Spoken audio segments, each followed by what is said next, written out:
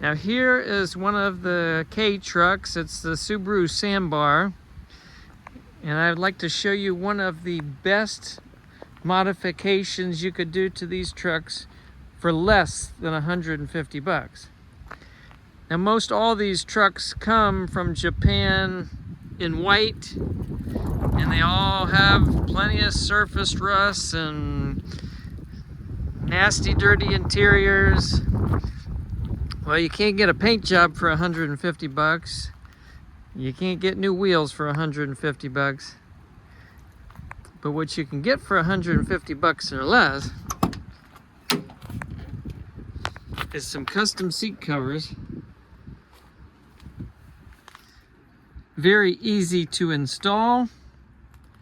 All you gotta do is take 4 bolts out of each seat, pull the seat out, slide the other covers over them, and that's it.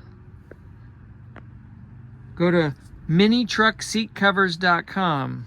That's minitruckseatcovers.com. $150 or less for both seats. That'll really change the look of your truck inside.